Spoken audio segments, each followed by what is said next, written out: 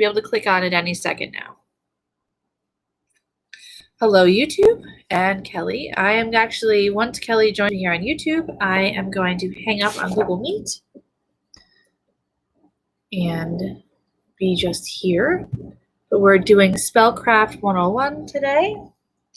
Unfortunately, I don't think that Google or YouTube will let me share my screen, but I do have a handout so I can. Oh, good. It looks like you're in, Kelly. You see me? You're on mute again. All right, can you hear me on YouTube? Okay, I'll keep it up so you can see my face at least, but I'm going to be talking to the tablet mostly, so that way when you're rewatching this, you know. Okay, so we're doing Spellcraft 101 today. Yay! All right, so I have this quote here that I like to share at the beginning of this class. You can put your, unless you don't want me to see you, you can put your video on. I like being able to see your face. It's a nice, you know, interaction for the class, but if you're not comfortable because you feel like you're not, you know, done up enough, then that's fine. But so anyway, there's this quote I have here that I like to share at the beginning of this class. It's actually a chant, and because it's just two of us, I guess I'll sing it. I don't usually, but I will because I can. It goes, "We are the weavers, we are the woven ones, we are the dreamers, we are the dreams," and then it just circles on and on and on.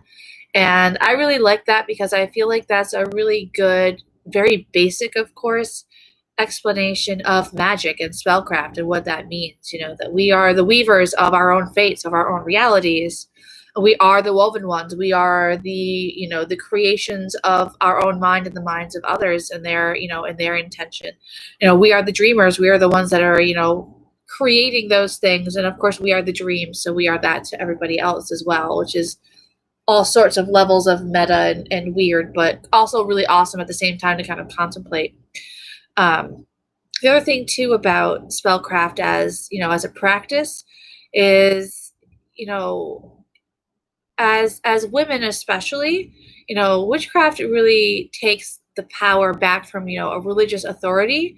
You know, a lot of religions tell us, you know, that we do not have direct, you know, connection to God, that we must go through a priest or a pastor or a rabbi or whoever. I don't want to crap on Judaism. I don't know enough about it to say that definitively, so don't quote me on about the rabbi. But definitely pastors and priests, I'm sure of, you know, that you must go through them to reach God. And spellcraft, you know, is just one way that we can create a sort of direct connection to divinity, and gives us our power back to say that we don't need that extra person. We are in ourselves independently powerful to create the reality and, you know, around us that we want to create.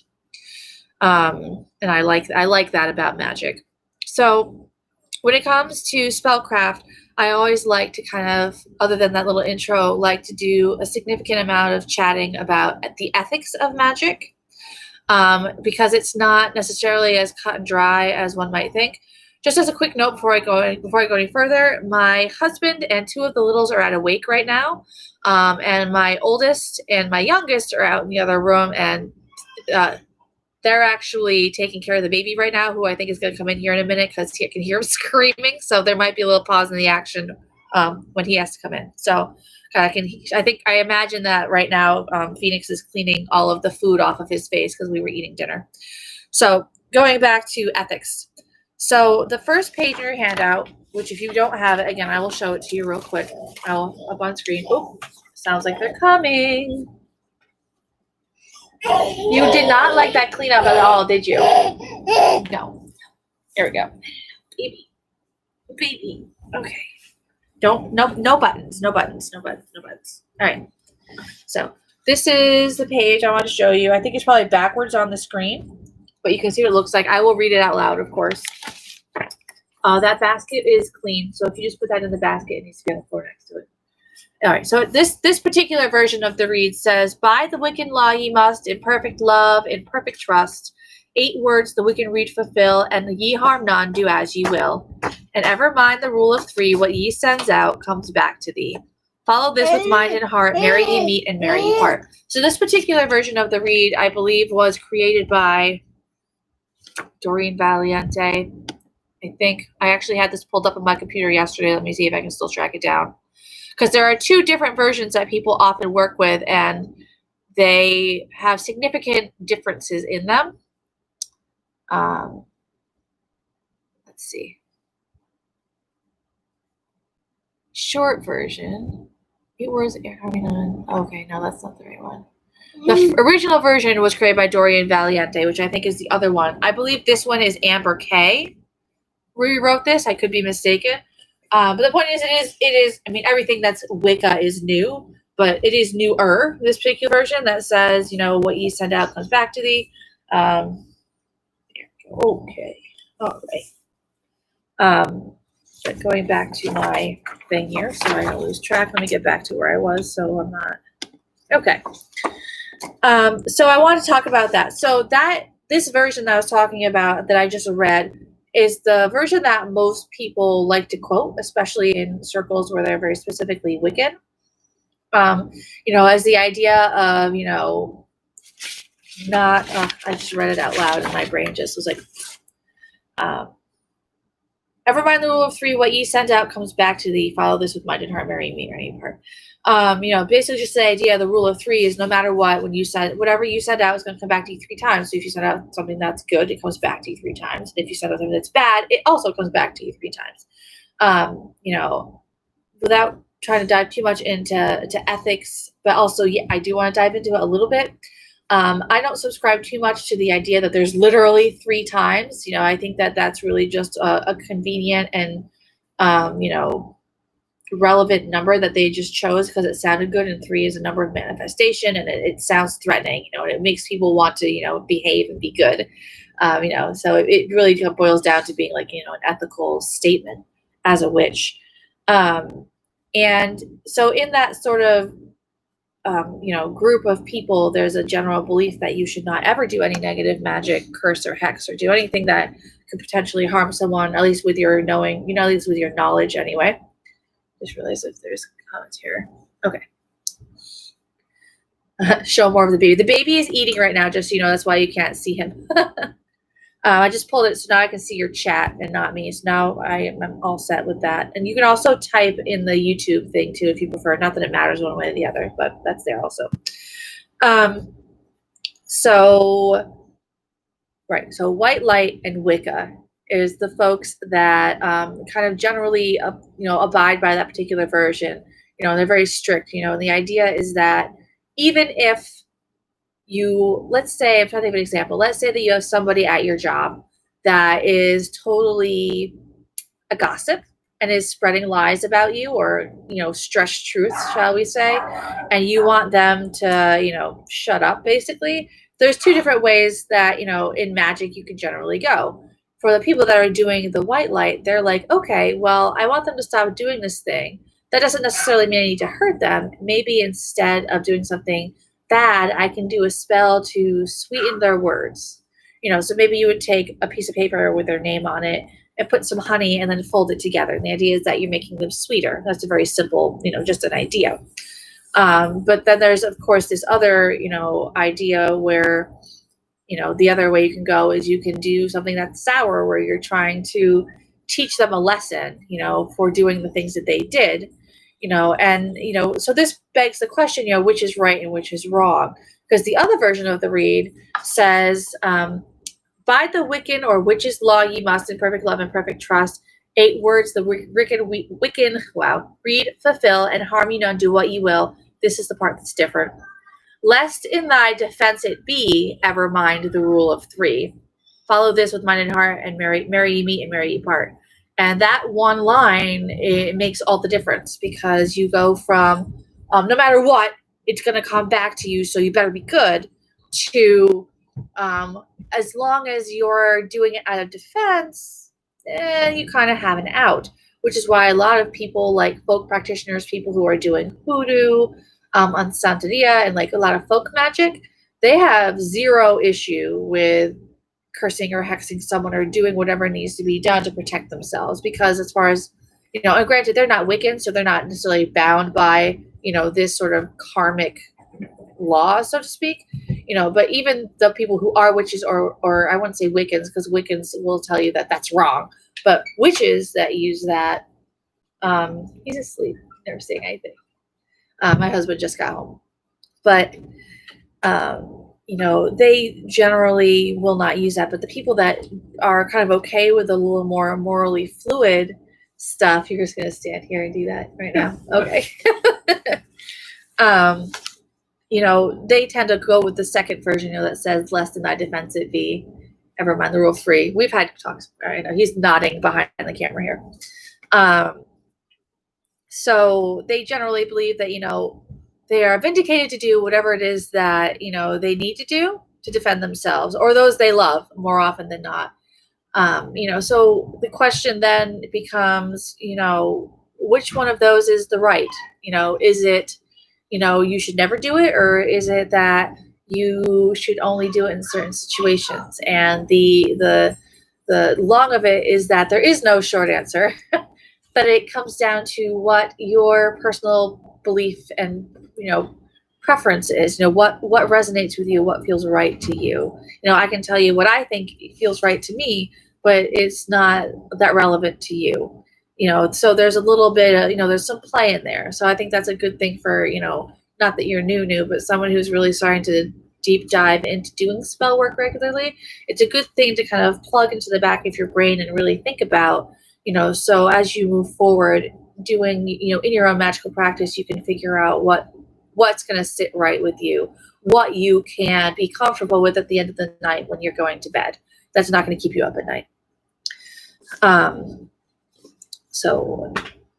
And of course, going even past the read as far as ethics are concerned, just as a natural, like pretty much across the board, matter of fact, ethically speaking, you should never do spells or cast magic that is intended to, that is to bend others against their will or without their knowledge. Like if someone says, hey, can you do a weight loss spell for me?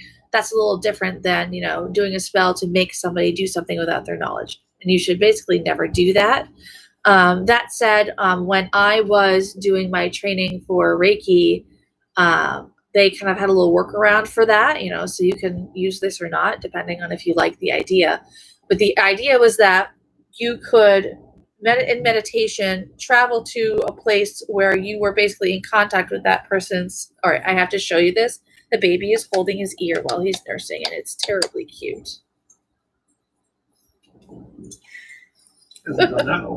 So cute.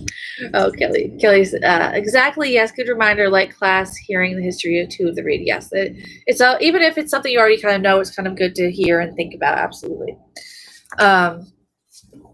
So where was I saying? Oh, in my Reiki class, the idea was that you could meditate and go into a place where you kind of had contact with that person's higher self and sort of deposit the energy in that realm. And they this is love you, sweet baby, dreaming, sleeping, missed what you said. Oh, I wasn't saying anything important while you were looking at the baby. Don't worry. I was talking about how when I was taking my Reiki training, one of the things that they taught us that we could do is we wanted to send someone, say, healing energy, but we weren't 100% sure that they would be comfortable or okay with that. Like if someone's like really religious kind of thing and would normally shun it or be like, ooh, I don't want that. Something about mommy baby. I don't know. I was talking about how he was holding his ear, probably. That's really high. So the idea was that while in contact with the person's higher self, we would sort of send, and deposit the energy in that place, and that their higher self had the option to either take it or leave it, so that you're putting it out there for them to either accept or deny, depending on what's going to be best for everybody. So that's a thing that maybe you can do, especially if you're talking about healing energy. How exactly that would translate into magic, I'm not sure. I've never tried it, but just again, another kind of idea that you can kind of float around in your head. And then the other thing I finally want to talk about, we're talking about the read, is what they call the out part of the long version of the read. So both these versions I've read are short versions. There are much longer versions out there.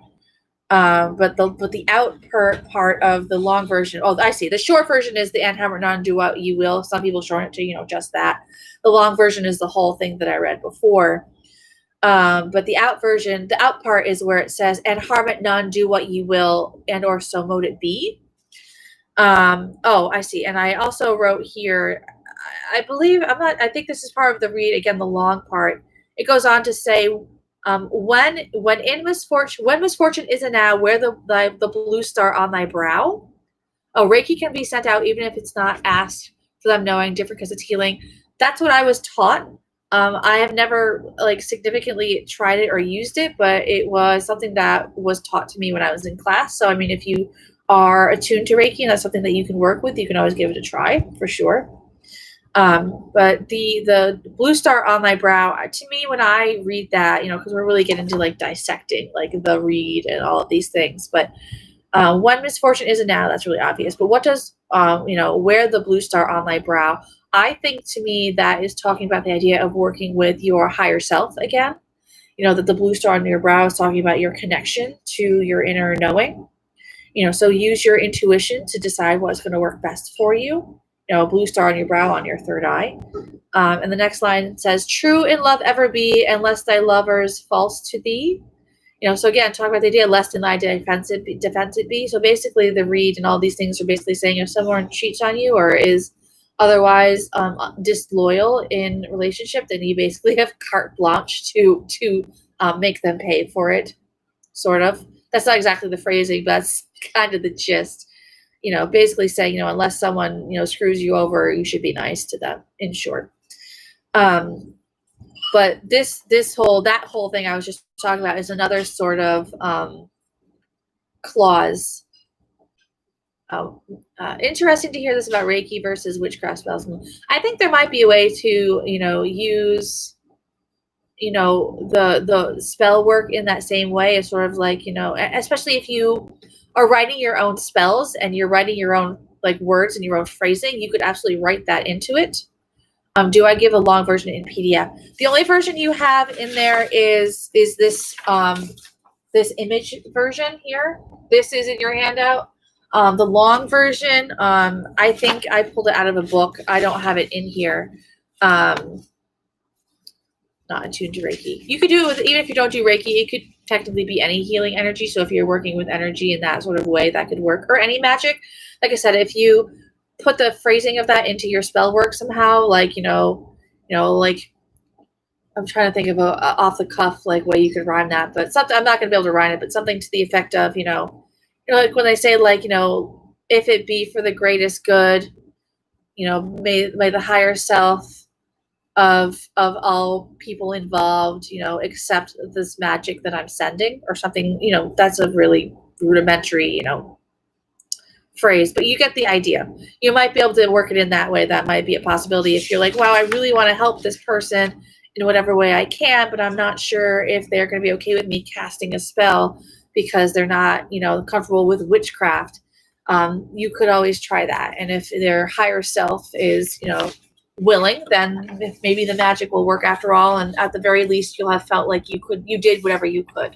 You know what I mean? Because I think that's what a lot of that comes down to is a lot of spell work I do for other people, if I do it for other people, is like, well, I really want to help. I want to do whatever I can. I don't know for sure if it will, but at least if I do it, I will have felt like I did my best. And that's a way that you can, do your best, is if you're phrasing it in that way. So, but yeah, that whole when misfortune is a now, wear the blue star. You only do if asked. People rarely ask me to do magic for them. I've had people ask me to make spell kits for them, but rarely like, will you cast a spell for me? And when they do ask me that, it's usually strangers on the internet who want me to help them get their ex back, or like, make their boyfriend leave their wife, like crazy shit like that. People on the internet are insane. And in both of those cases, I'm not comfortable with that. Because, if my general feeling on exes is if they're an ex, they're your ex for a reason, why go backwards? There's a reason it didn't work out. Continue to go forward, please, and not backward. And as far as making him leave his wife, I don't want to be involved in that. And I don't know what that situation is, and I don't want to be even remotely entangled in that stuff. So I steer clear. Got enough issues already, right? Yeah. Like I have a friend right now that I need to work on it more, but I have a spell kit that I need to make for a friend. But she is someone I've known for years, and she asked me to make her a fertility spell. And I was like, yeah, like I don't officially make spell kits for people custom, like officially anyway. but she's someone that I know and someone that I'm personally invested in wanting to help.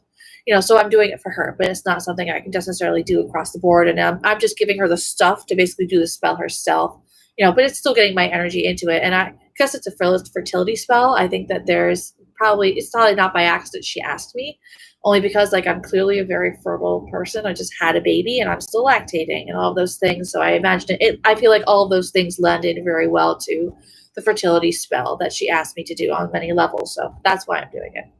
So I'm pretty excited about that. I just haven't I have all the pieces. I just haven't put everything together yet. And today's the new moon. So I was waiting. I really wanted to wait till there was a waxing moon anyway. So at any point between now and the beginning of August is the right time to do it anyway. But anyway, we'll get into that at the very end. We'll talk about moon phases. So that's ethics. So the next thing I want to talk about is power of will and raising of energy, or I wrote AKA what makes us think that we can change anything. So the first thing I want to talk about is the power of intention, the power of prayer. And I want to talk about those things because to me, and I say this to everybody, when people will ask me just earlier today. So I'm trying to get a TikTok account up and moving for business purposes to kind of funnel people and help, drive them to my website and to my shop and all the things.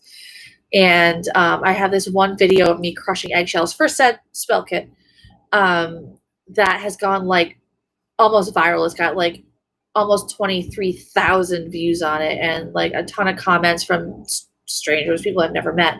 But somebody asked me today, I have to see if I can remember how they phrased it exactly, but the gist of it was how does witchcraft work? I'm just wondering. Like, it wasn't a judgment-filled question, just like well, what is that? Like, how does that work? Like, how is that a thing?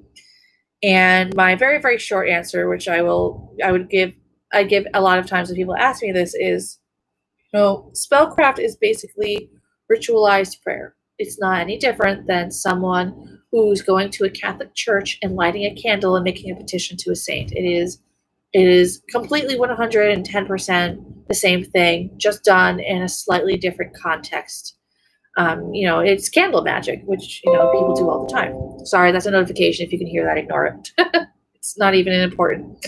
But the power of prayer is much more studied than the power of spell work. But to me, they really come hand in hand. So to me, when I talk about the power of prayer and the power of spell work, they're very much the same thing. Research is really very specifically, mixed. There are some experiments that have shown that the power of intention is huge and it can make a big difference. Obviously there's science out there now that says that, the results in certain experiments are actually altered or vary depending on whether or not. Oh, don't be upset. I'm still worried about some about being out of the closet or how viewed, to be judged.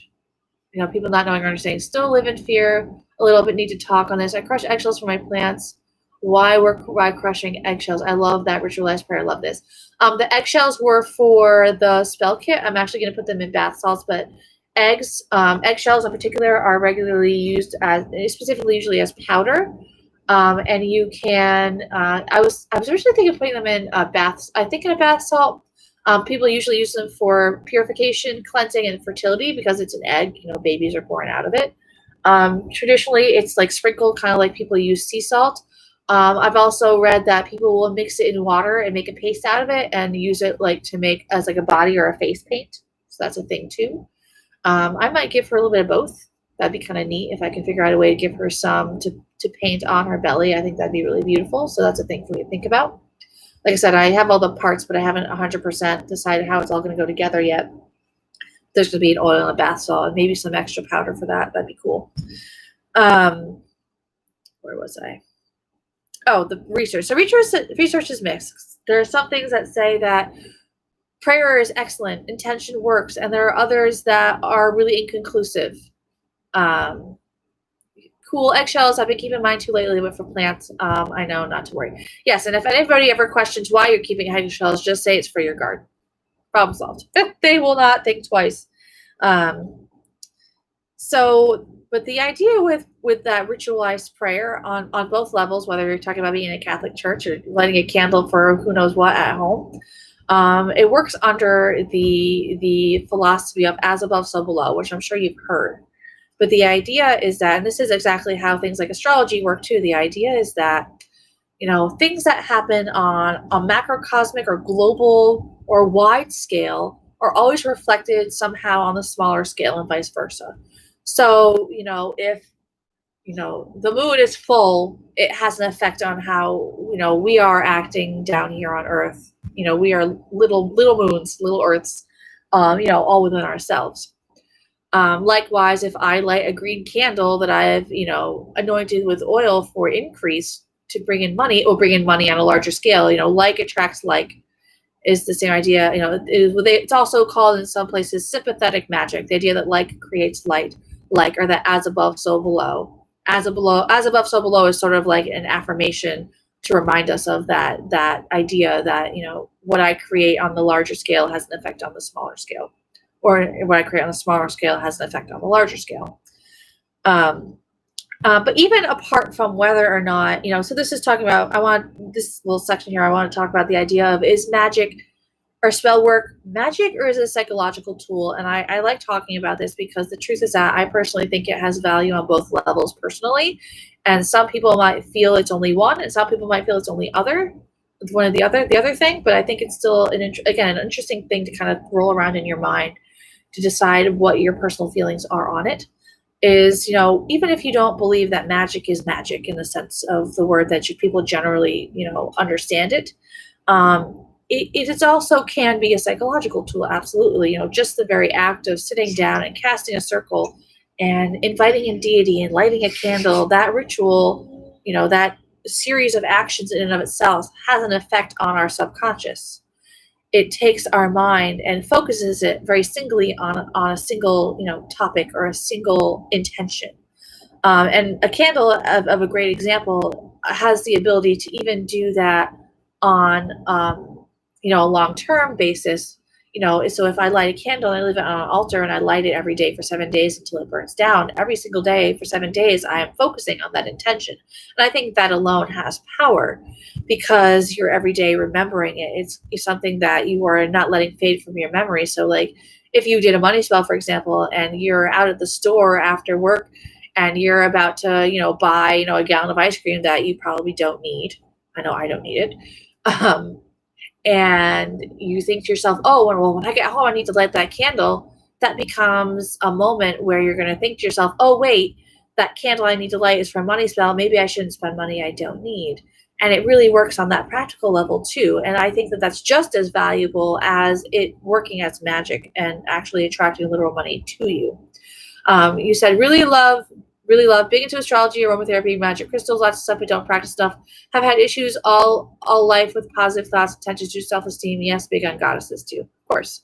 Ritualized prayer. Yes, absolutely. So, but that ritualized prayer, has an effect on our subconscious too. Got to try for not buying ice cream. Yeah, good luck with that. I still buy it. I buy the low carb stuff though, so it makes me feel a little less guilty about it. And then, like I said, then my next question here is, I put here too, the other thing about magic too is that magic is not a cure-all. It doesn't fix everything. Weight loss, please, magic class on Facebook. I'm going to have to put a pin on that. I have a feeling some people might like that. I've not really done a ton of weight loss magic, but it's totally something for me to maybe do like a live on. That could be a thing. I love to include food. Who doesn't love to include food? Food is love. Food is life. It's everywhere. But magic is not a cure-all. Magic isn't something you can just like set a candle and then forget about it. Like I said, it's about training your consciousness to think about things in a different way and to focus on a certain intention. But there's also the idea that, God, this is from the Bible, of course, but I think it applies really well to magic and spellcraft also. Or maybe it's not even from the Bible. Maybe it's just a thing people say. But usually they're referencing Christianity. But they say, God helps those who help themselves. And I think that magic is the same way. You can't, cast a spell to find a new job and then not apply for any.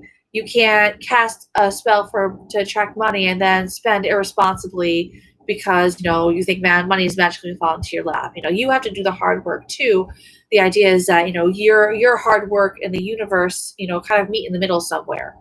with magic, so it's magic, but not magic in the sense of like it's going to materialize out of thin air. There's still work that needs to be done. You have to put in the sweat equity to achieve your goals. And I wrote an example here from the last time I wrote this class. Aurora, my second youngest, one time made a wish on like, I don't know, an eyelash or something, to ask to not get hurt during asking to not get hurt during wow. Oh, I see. Asking to not get hurt. But then later it was diving headfirst into the couch and climbing onto the kitchen counter and doing all kinds of crazy things. Just for example, you can't make a wish like, I don't want to get hurt. And then do something like crazy risky where it's likely you're going to get hurt. So, you can do that wish, but then, don't do anything stupid. But of course she's 4 or 5, so whatever. But but it all boils down to, I wrote here, magic or psychological tool, does it matter? I think no, personally. I think, it boils down to, I think I've said this to you before, but I'll say it again because I think it's a great anecdote. People used to regularly come into my shop. You say, I have cat magic books, save for nail trimmings and but I've not started yet. I don't know anything about that, so good luck with that. That sounds interesting.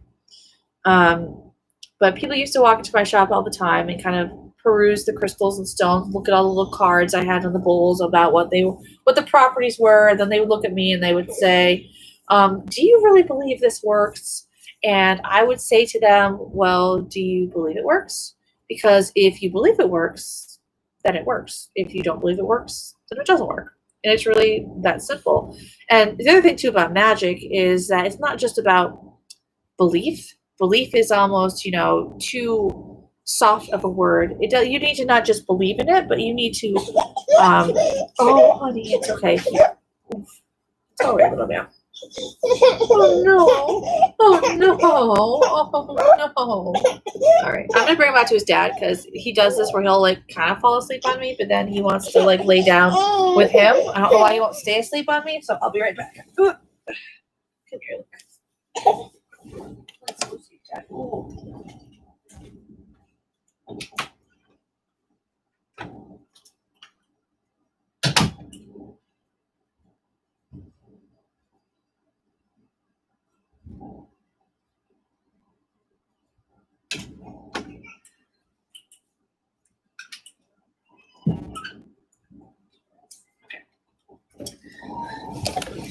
All right. That wasn't too bad. You woke him up, wants to sleep with you. No, he does that all the time. He nurses and he looks like he's asleep, and then he'll just like wake up and he'll be angry about it, but he won't fall back asleep on me, and then he'll only sleep on my husband. I don't know, it's weird. My other kids were never like that. They would like stay out the whole time, but he will not. So, all right. So magic or psychological tools, does it matter? No, I don't think so. Oh, people would say, that's where I was telling you the story about the shop. I don't know if you've ever seen that meme that's been going around that's from Pirates of the Caribbean, where he's like, it's a jar of dirt. And he's like, the jar of dirt is going to help me? It's just a jar of dirt. And she's like, well, I'll take it back then. He's like, no, I want the jar of dirt. That's magic. That's exactly how it works. If you believe it works, then it works. Well, I know that I was talking about belief. You need to not just believe the magic is going to work. You have to know it's going to work. It's stronger than just belief. Like, I believe it's going to rain tomorrow. I don't know for a fact. I'm just saying. It's more like I know it's going to rain tomorrow. I know that this weather front's going to do this thing. I know that I'm going to get more magic. I know that I'm going to lose weight. It's about having not just belief, but confidence in that belief to almost an arrogant degree of, I have the power to make this happen, and it's happening. Just being like, oh, well, I'll put this out and see what happens. That's a good way for magic to kind of like fall a little bit flat. Sometimes it works and sometimes it doesn't, but it's a lot less reliable than I'm doing this. This is going to work. Everything's going to be fine. And just as a generalization, I will tell you from my life itself, is the universe provides.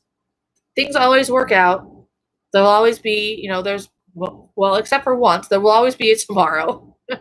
And you're always going to come out of it somehow, so there is that.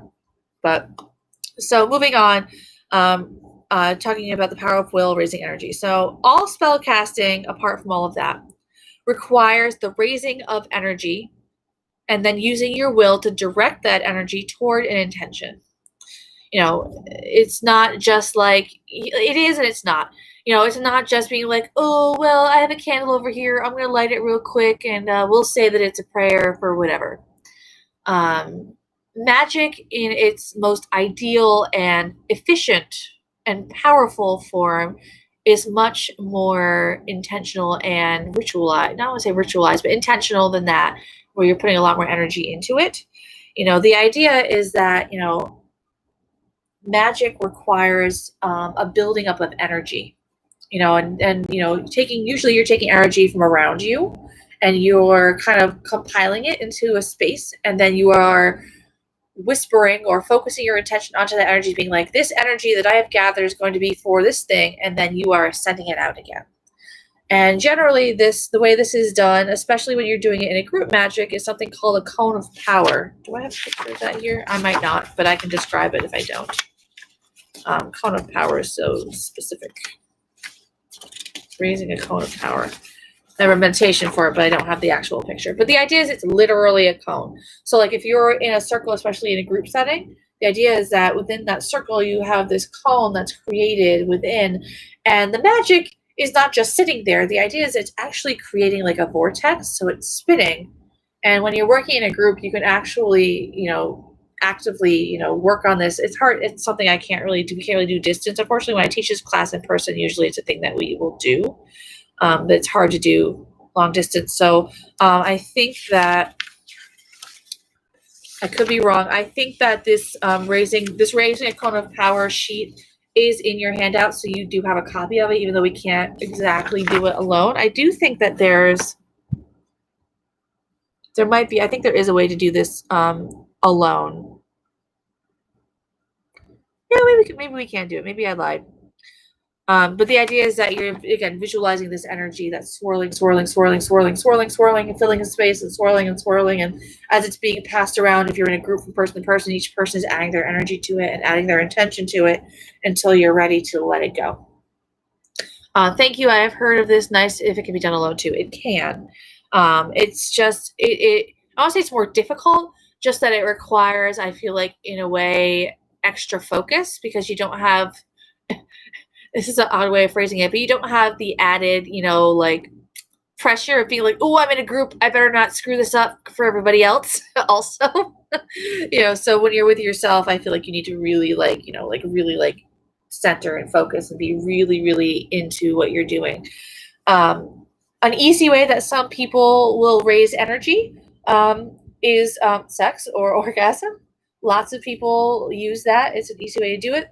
As I understand it, the most challenging way to, because that's a way of raising energy. Obviously, the release at the end of that is the orgasm.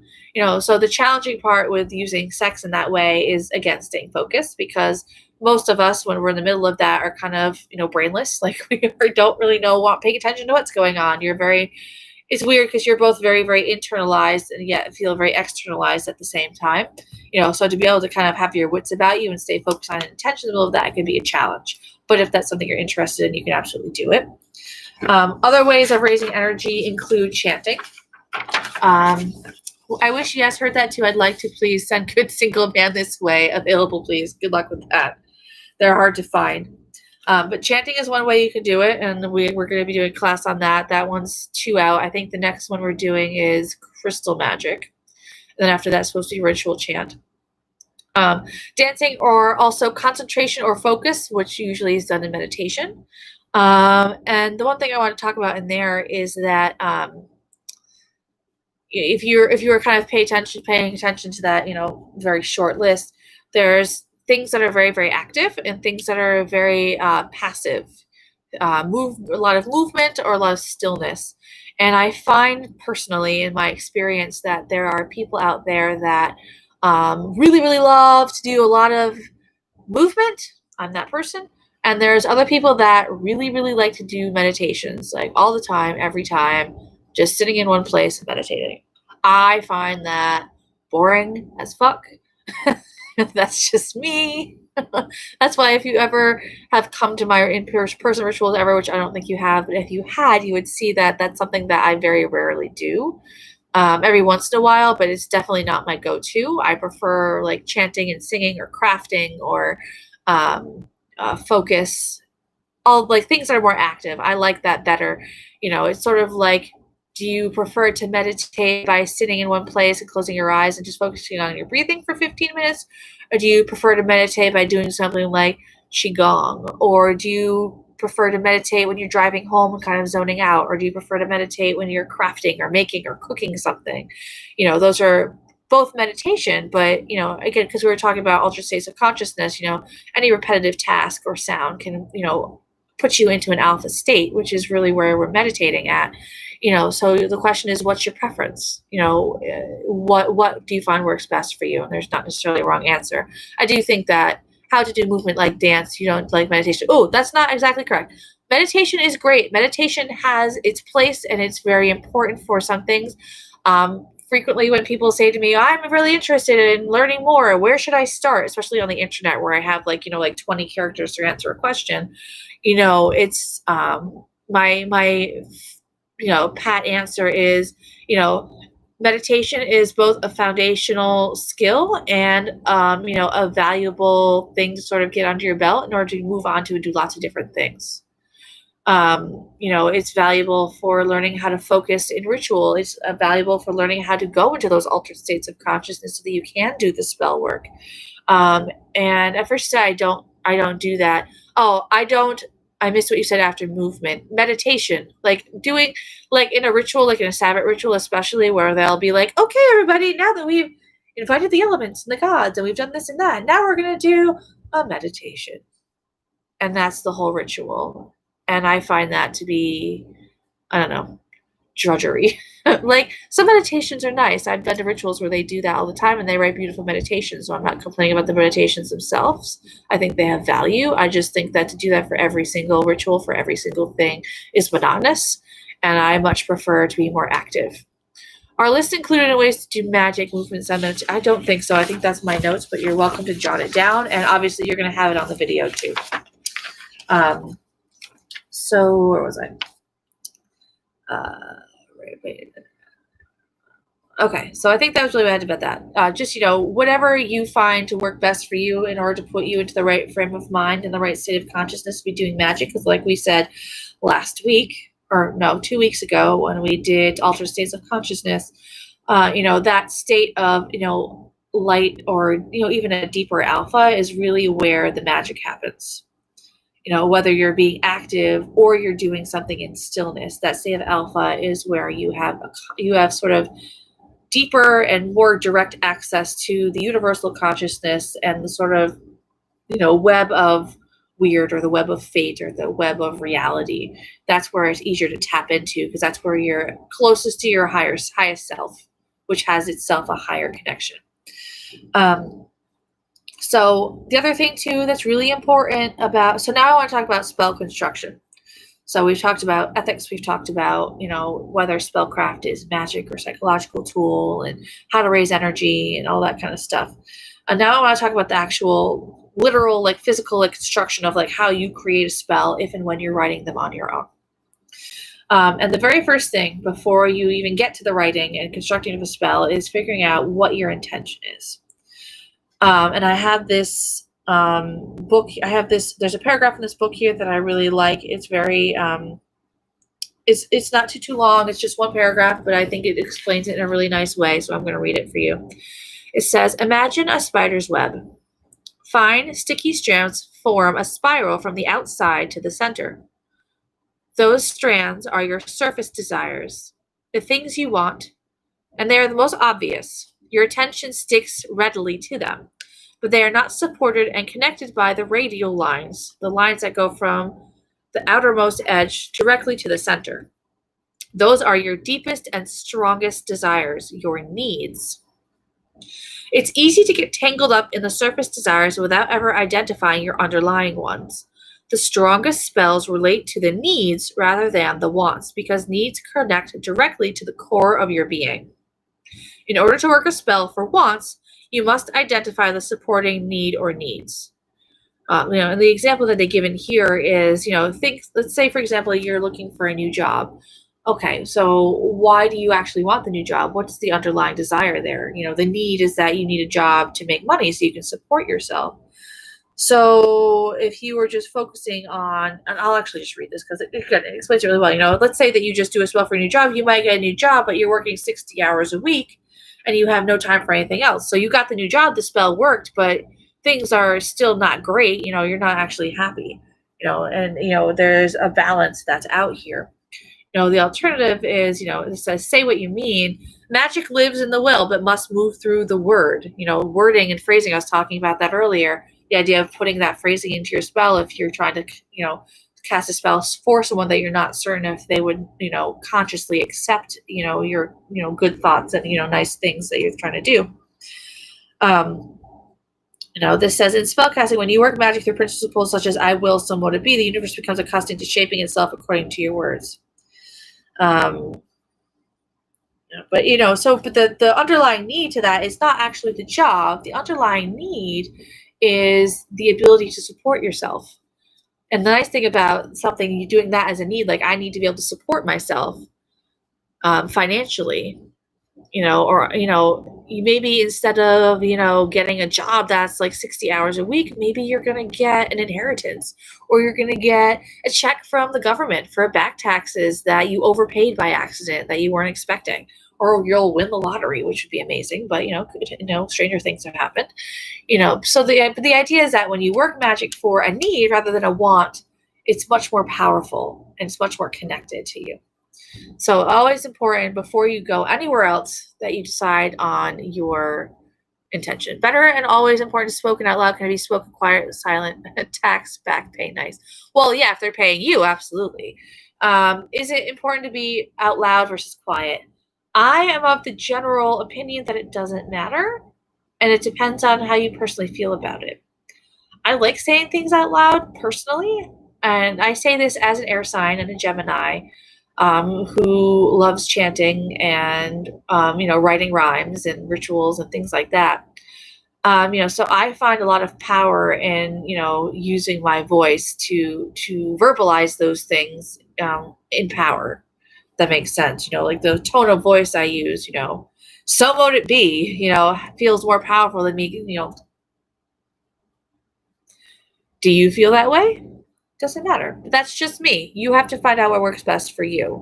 If inside or internal feels right for you in the moment, then that is fine. You're doing a lot of solitary work where I'm not doing as much. So for me, part of saying things out loud is important because at the same time that I'm doing things, oftentimes there are children around or I have an audience of some sort of variety. So it's also intended to be instructive. But you can do whatever feels right for you, of course. So let's see. So once we get your intention squared away, you should always do grounding and centering. Obviously, we've already talked about that. I agree, but shy away by neighbors. That's fine. I mean, can you hear them? If you could hear them, then maybe they could hear you. If and you could always and this is just me spitballing here. If you could always play music while you're doing spells and rituals because you could say things out loud, just maybe not loudly. And the idea is that the music will kind of, camouflage your voice a little bit, so they won't really be able to hear exactly what you're saying, just that there's noise. So you can try that, or you can say things. Like I said, there's nothing wrong with saying it in your head if that's what you can or are able to do, or what you're willing to do right now. That it's more important, I think, that you do it than don't do it. So whatever is going to be okay for you, then do that. So grounding and centering is always the first place to start once you're actually in the ritual itself. So this is basically like if this next section here is like if I was going and writing a ritual that I was going to use, these are like in order the things that would be in said spell that I have written out in front of me. First thing is grounding and centering. I'm not going to waste time on that. We already did the last class.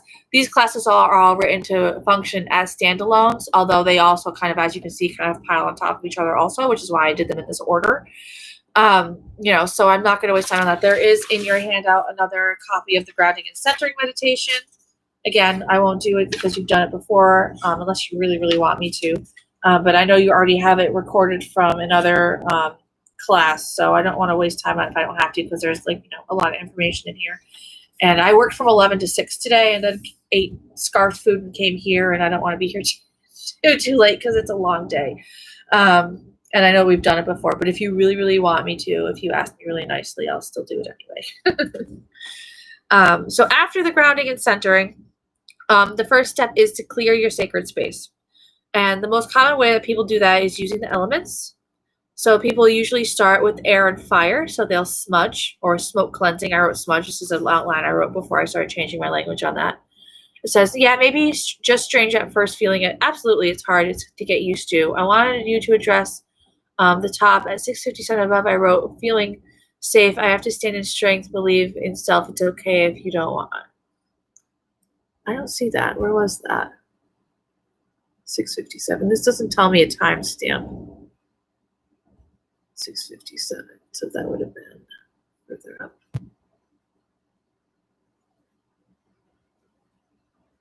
I'm still trying to find it here. I don't see that. I don't know if maybe it didn't come through on my end. But let me see again. I wanted you to address the top. I wrote, feeling safe. I have to stand in strength and believe in self. It's okay if you don't want to. I understand. Oh, okay. I see. There was a period that's missing there. I got confused. In the closet, still fear, some not sure why.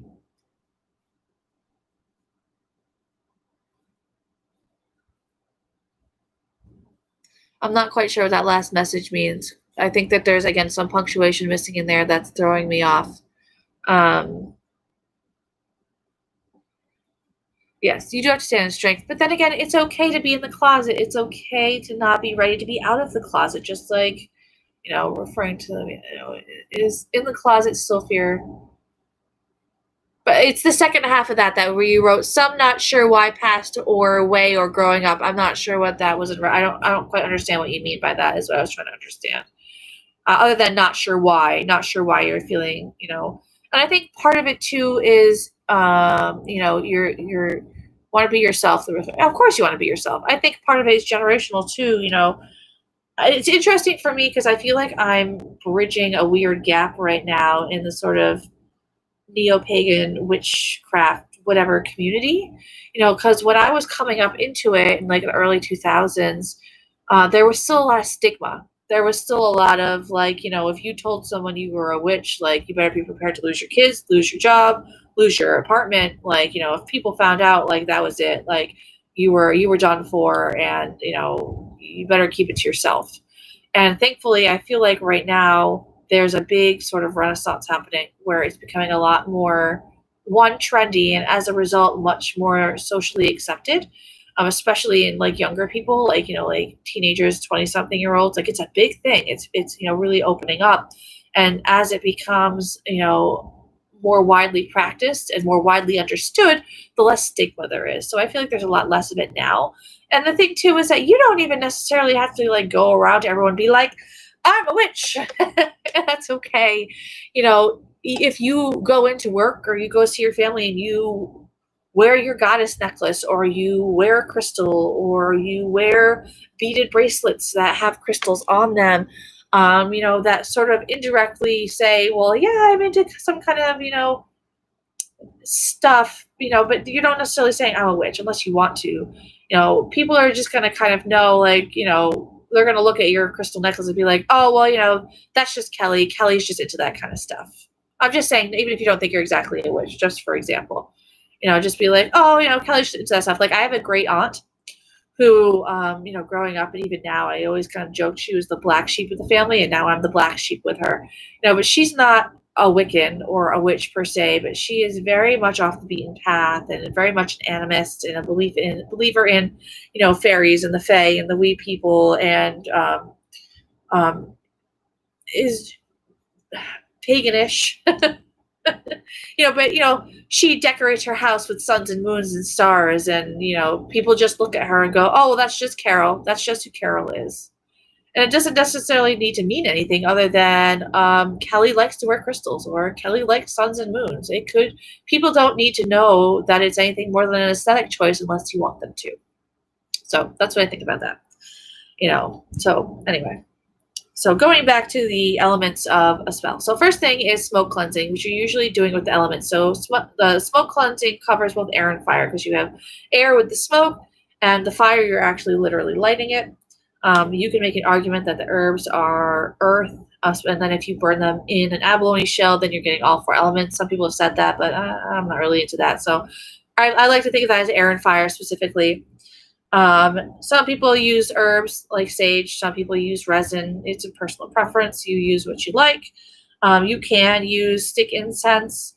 Supposedly, I'm not a big fan of that. I think I talked about this in like the energetic cleansing, but I personally prefer natural things like herbs, natural herbs or resins. Or even sticks can be made with natural things, but I don't like the synthetic ones, at least for spell ritual use. Like I feel like I need to use something that's like I could break it down into its original parts and it would be like not toxic and it's still like it's herbal, like it's natural. That feels right to me. And then usually you would also do a spurging. So that's usually, it's water with salt in it. So you're getting water and earth. Just a quick note about spurging. Again, I think I've mentioned it before. I think when I was talking about smudging, we talked about the ethics of, the over-harvesting of plants, and a spurging, talk about the idea of being careful if you're putting salt on the ground, it can affect plants, blah, blah, blah. But just really short. So usually you start with smoke cleansing and then a spurging, which covers air, fire, water, and earth. And then after that, you would cast a circle. So I want to talk about casting a circle because casting a circle is actually like really important. I was just always deep into magic studies since early 90s, but I have fear. Is it history past or when I grew up true? People that don't know me now don't know me think I'm weird or strange. People feel safe inside, strong, sure, best feel. Honestly, like if those are people you don't know and they're not your friends or people you care about, and this is just, me, and I recognize that, I am, presently a lot more out of the broom closet and comfortable with these things. And my personal feeling is if it's not someone I personally care about, like who cares? Like their opinion doesn't matter to me. Like it doesn't matter at all. The people I love and care about are accept me the way I am. Even my mom, who's Christian and probably wishes I wasn't. But she still comes to my birthday and my kids' birthday parties and, gives me presents at Christmas time. So that's all that matters, and over the years, she's, softened up a little bit about a lot of things, but that's neither here nor there. Nancy, Smith walking down the road with her snooty Karen haircut and her golden retriever, I couldn't give 2 shits what she thinks. Not my person, not who I'm trying to please. So I don't care. That's just me. So anyway, casting a circle. You should always cast a circle when you are casting spells, especially when you are new. What is that? Oh, sorry, I just got a PayPal notification. I was like, what did I spend money on? It's a revolving thing. Anyway, you should always cast spells. So can I start in the south, sometimes fire? I am going to get to that, but short version is you can start wherever the hell you want to, but I'm going to talk more about that in a second. I will talk a little bit about why you would start in different directions and what most people do and why and so on and so forth. But the idea with casting a circle, so one thing I like to talk about, folk magic, where we came from as far as our practice versus where we are today. Once upon a time, the word pagan means, country dweller. I don't know if you know that already, if you were familiar with that etymology of the word. But it was originally used to refer to country dwellers, which was sort of the word's not coming to be, but a disparaging term to refer to uneducated people who lived in the country who are practicing, folk religion and folk magic and were uneducated. So to the point that they were basically practicing those things because they weren't smart enough to be Christian or smart enough to do what the other people in the city who were, intelligent were doing. But these country dwellers, these pagans, as they used to be, they were practicing in their homes, and their homes were their magic, and their cooking was their magic, and their everyday was magic. We've got away from that over time. I just realized I never put my light on. Maybe that's probably why it's so freaking dark. For them, it wasn't like you needed to be in a church or you needed to be anywhere special to do it. Even them, like now we always are like, oh, well, it's better to do things outside. They never questioned that. They just did that. That was their reality. That was their regular, thing that they just did without much thinking about it. Now you can see me better. I just realized I never turned my light on. I have one of those like circle lights that are special for recording things on. So it was only, when the witch hunts happened and the trials and the persecution started going on, that people started sort of receding into the background and kind of hiding and going underground, that they started casting circles. And they started doing that because they were like, well, we don't want to be discovered. If we get discovered, we might, die. So let's cast a circle so that we can keep everything out that we don't want and all the things we want in and make sure that we're safe. So to me, when I think casting a circle is especially important, especially in a case like yours where you're feeling self-conscious and you're trying to build your, your self-esteem, especially within your practice. It can be really valuable because it kind of gives you, a safety bubble. I can't remember where I read that, but yes, I do believe that's where I saw circle casting started, which is why I actually, when I am doing so when you watch me do spells or rituals on lives or wherever, you'll see that I will cast a circle, but the truth is that it's mostly for show because I want other people to be in the habit of doing it. And I think it's an important thing for people to do, especially when they're first starting out. And, a lot of my audience often are people that are new or, irregularly practiced people or, people who only practice sometimes who don't do it all the time. I'm kind of submerged in it in my life. It's sort of like what I'm doing all the time. So it's a little bit different, but I like everyone else to see it. I want them to kind of in their head be thinking to themselves, okay, this is part of every ritual. We always cast a circle. So when they do the thing at home, they're also casting a circle. But when I do things by myself, completely on my own, or just myself and my husband, or just me and my kids, when we're not being watched or we're not in an audience, but just our very core group at our home, I usually don't cast a circle because I do magic in this place all the time. So by my estimation, magic is basically building up in this space constantly. I'm constantly putting energy into it being protected and being safe and putting up wards. So the idea for me of casting a circle feels redundant. And also it's my property. If I were in an apartment, it might be a little bit different, or a condo or what have you, where I was worried about people hearing me. But in my own home and my own property, I'm like casting a circle just feels superfluous.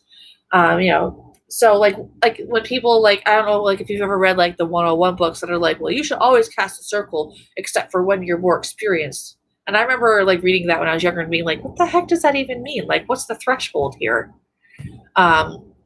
Wards, just things like, putting a crystal in all four corners of my yard, or putting a railroad spike in each four corners of your property is a really popular thing. Or, putting a line of sea salt at the end of my driveway, or putting citrine on the door frames, things that we talked about in the Purify Your Life class. That's really what I mean by wards. It's just a fancy word for it. But things that I do in this space to purposefully kind of keep it energetically cleansed and, keep negative energy away. Where was it? Also eggshells. People could use eggshells for that too. I was talking about sea salt. You can use eggshells the same way. Right. So that's about circle casting. I totally got myself on a little rant there. But the cool thing about circles, we were talking about psychic protection. When we do psychic protection, we're doing shielding, which I know we talked about in the psychic self-defense class. That is basically circle casting on a small scale. So circle casting is taking that and blowing it up into a bigger space. I don't know if you remember when we did, I actually know it was a live stream when I did the energetic self-healing techniques, where we did the balls of energy, where we grew them. We focus on making them bigger. That's another way you can cast a circle, is just by kind of taking building up energy and expanding it to enclose you. Have I used mirror imagery? No, but I have used mirrors for protection spells. I went to Michael's and I bought those teeny tiny little craft mirrors, and I put them reflective side out in the corners of my window frames. I did that once. That was years and years ago. Also, what if not a clear space cluttered, for circle casting? clarify what you mean by that exactly.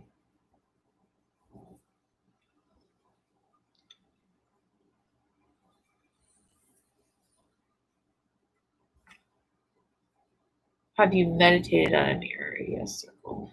No, I'm not really. Well, that's not exclusively true. I think I did a mirror thing once at like a class I went to, but it was so long ago I don't really remember it all that well. But I've not done a ton of like mirror work. Um, you Here's the thing about the energy that you cast your circle with is it is mirror visualization. No, I don't think so. I don't think I've ever done that type of mirror work. No.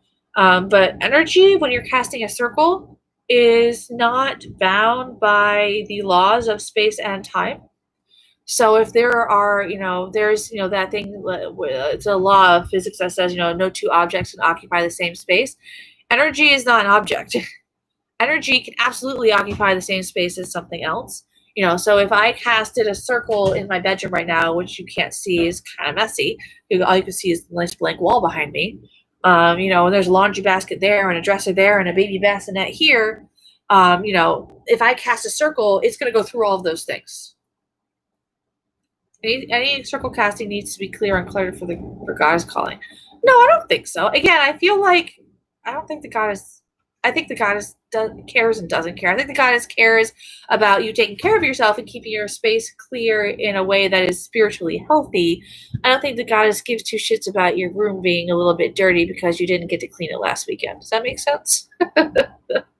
I think that you doing the thing is more important than not doing the thing because it's a little bit cluttered. Okay. So that said, how you can create your circle. So the most common way that people do it is through visualization.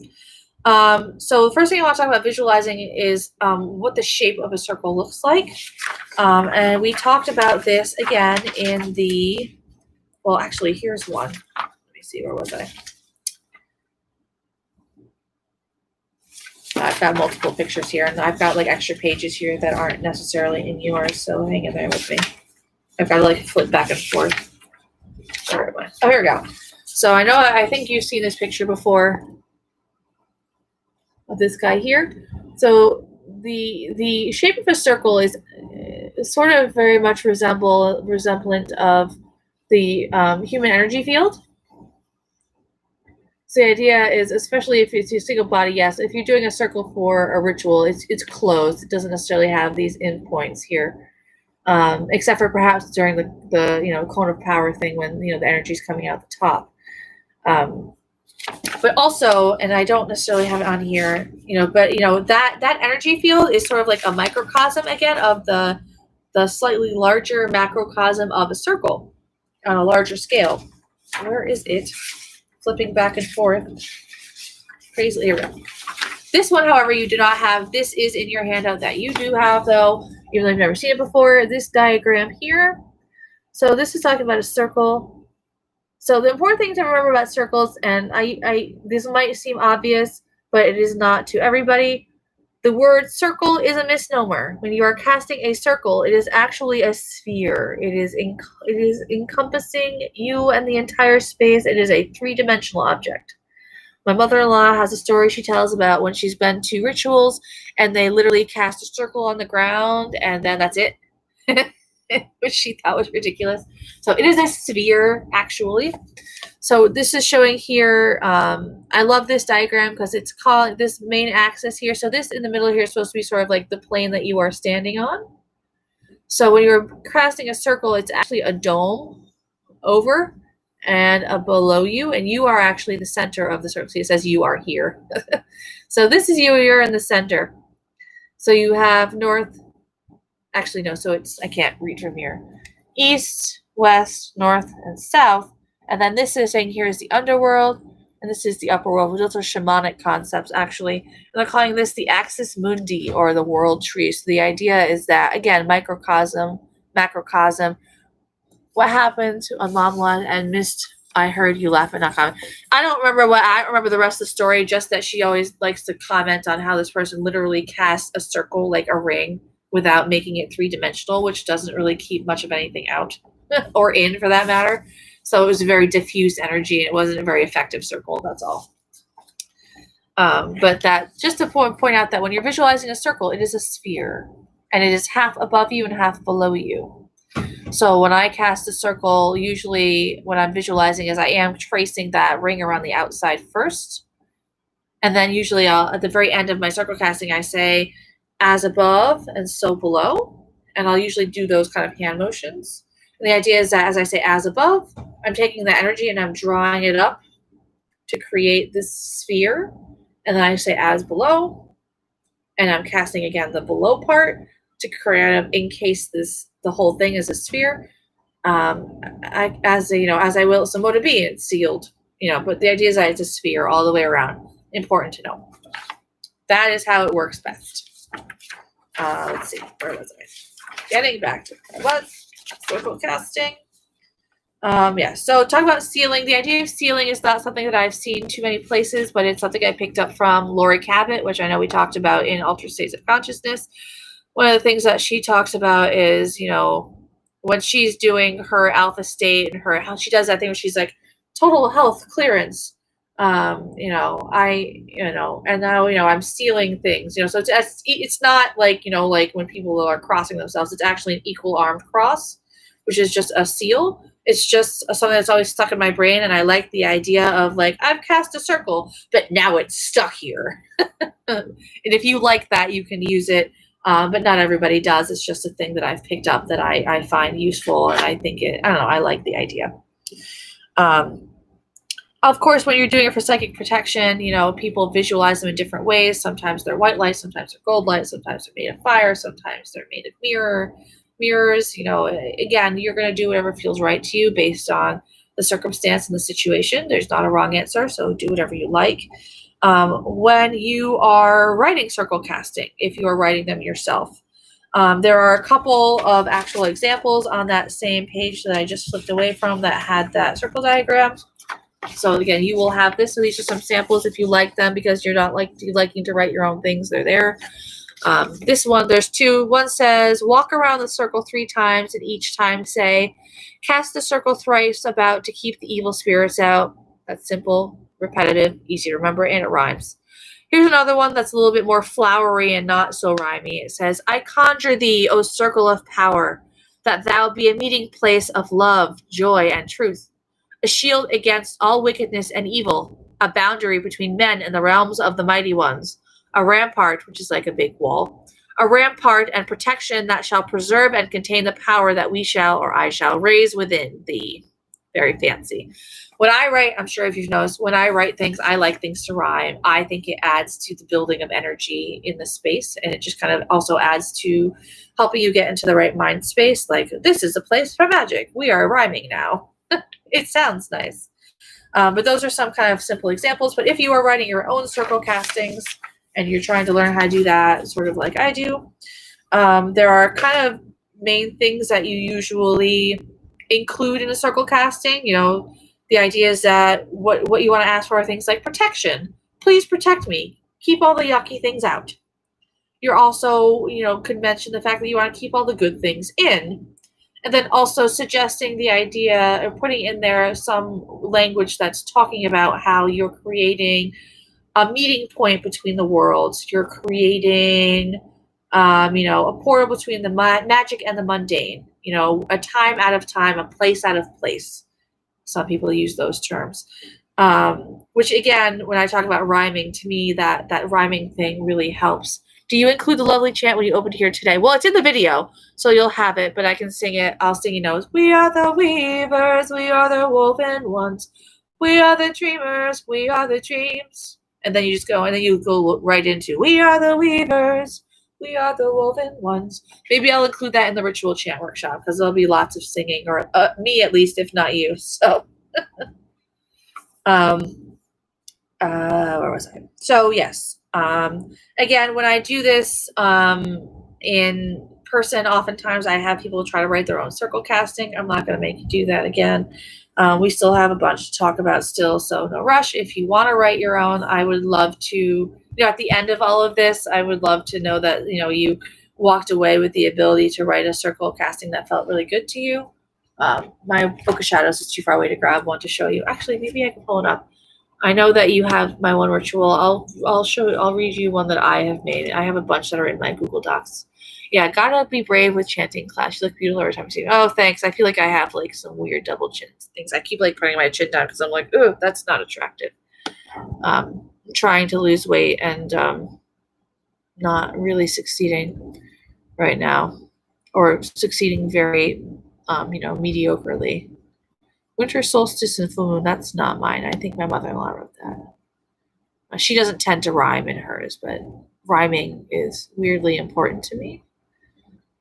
Did I do this? I don't think I did that one. Summer solstice 2019. Let's see. Grounding, centering. All right, so this is from Summer Solstice of 2019. I wrote, "What's about this circle? My steps to trace, abandoning the mundane outside this place. The sun at its zenith we gather in power, here in this place and here in this hour." Now, mind you, when I'm usually doing this in ritual, I'm actually walking around the circle once as I say that. And then because this is a triple circle casting, which is a common thing. So then the second time I go around the circle, I say, "Twice I draw this circle about to banish sorrow to be without. Summer found us through the cold rain to green the grass and feed the grain. Thrice about the circle is cast, a portal between this world and the next, at the solstice beyond the bounds of time, where summer burns bright in perfect rhyme." So that's the 3. And then I stop in the middle and I add finally, "Let none remain except with perfect trust and love. As it is below, shall it be above. By the power of 3 times 3, I declare the circle is cast and sealed, as I will it so mote to be." But you can kind of imagine how if I were in a circle saying that in my power voice, that it has, I feel like it has a certain impact, which is why I like to rhyme personally. But there's an example of one I've actually written, so you have that, which is now on the video, so you'll have that forever for posterity if you ever want to use it now. So the next thing usually you do after you do your circle casting is, and this is sort of optional. Some people do this in spells, some people don't. I actually tend not to, but I wanted to include it because it matters to some people. If it feels important to you, do it. If it doesn't, then don't. I always do it in a ritual, but rarely do it in spells. But some people also will invite the 4 elements, and or deity. I do usually incorporate deity, but not always. Especially like the spells that I do like on the fly, like I need to do something now because there is something on my mind and it needs to happen. I don't always invoke deity because I'm just like ready to go and I haven't thought that far ahead. But I do think there is something super powerful about spells that you put together on the fly like that because there's so much oomph behind them, so much juice. Do circle casting on the fly? No, I can't. I can't rhyme like that. I have to write that stuff out ahead of time. My circle closing that I tend to use pretty much the same one every time. That one I could do on the fly, but only because it's sort of memorized. It's something to the effect of, and now I have to look at it in the ritual because it's, of course, not going to come to me. But this is more or less what I do. Oh, there's no rest of this. I did that circle casting, not the rest. Seems like it could take a long time. Learning how to write them or doing the circle casting itself. I'm not sure what you mean. Oh, I know how it goes. This circle was once a place beyond time, beyond words, and beyond rhyme. The realms grew close and now depart with both sorrow and joy within our hearts. This circle is, and then usually somewhere it says this circle is open but never broken. Merry meet, merry parts, we merry meet again. But that one clause, that one little paragraph, that is something that I use in everything because I like it. I think it sounds pretty. All right. So, do I use the pendulum? If I use a pendulum, no, I wouldn't say so. Are you Wiccan? No, I don't think I am Wiccan. I identify as a witch. That said, witchcraft can be either a practice or a religion or a spiritual practice, and not or both. For me, it is sort of both. But there are people that identify as a witch that are just using it as a practice and not as a spiritual path. But I definitely know about Wicca. So there is that. But when you're using a pendulum, I wouldn't say no. I do think it's useful to cleanse a pendulum when you use it, especially if you're using it for others. again, it comes down to like, are you using it in the same space all the time that you're constantly cleansing and keeping, putting up wards and, protecting in some way? If so, I would say generally not. Like if you're always doing it at the same altar, you're probably okay. Again, so many of these things come down to, do you think you need to cast a circle? There's not really a wrong answer. Depends on how you feel about it. But that said, going back to inviting elements or deities, there's different types of archetypes that people often use. Some common ones are watchtowers, which are used often in like high formal magic. Some people will just use the directions themselves, which is much more based on indigenous systems like Native American. Some like to use the elements like air, water, fire, and earth, which is actually Greek in origin. That particular system of the elements is actually from a Greek philosopher named Empedocles, and I like to say that just because I think it's a fun name to say, not because you need to know that thing. Some people also use the elemental guardians like sylphs and gnomes and dryads and undines or mermaids, salamanders, so on and so forth. Some people use the four winds, which is also Greek. I believe in my Lammas ritual, maybe I use the four winds. I think so. Maybe you can tell me because it's been a couple days since I've looked at it, but I think that uses the four winds. There's also devas, which if you're not familiar with devas, are nature spirits, sort of like there is a deva for dandelions. Yes, four winds is Greek in origin. The four winds actually each have a name, and that comes from Greek. And I don't remember them offhand, but like one of them is Zephyrus. Tell me what? Tell you what? I'm not sure. But devas, nature spirits. So like there's a nature spirit for dandelions, there's a nature spirit for rhododendrons, there's a deva spirit for violets. If you want to learn about devas, there's a great book called Discovering, or something about Findhorn. It's a garden in Europe somewhere, and they work a lot with the devas. It's sort of like a commune type situation, and they all work the land, and they work with those spirits, which is where I learned about them. It was a book that my black sheep I was talking about once passed on to me, told me about. Also, you can use archangels, angels. Oh, Greek. If Greek is four winds, you said to tell you if I heard, or I don't know what I said exactly. I was just saying that four winds is Greek. I was saying that I don't remember the exact. Oh, tell me if it is the four winds that you are evoking for the directions in my Lammas ritual. That's what I was saying. Sorry, it took me a second to remember what I said myself. I think it is. I know I used it in one recently, and I think that was it. Like I said, or archangels. I don't love archangel energy, I think, because it still has baggage around like feeling very Christian to me. But I recognize a lot of people who do Kabbalah or like Jewish mysticism will use archangels too. Personal preference, of course. That said, of course,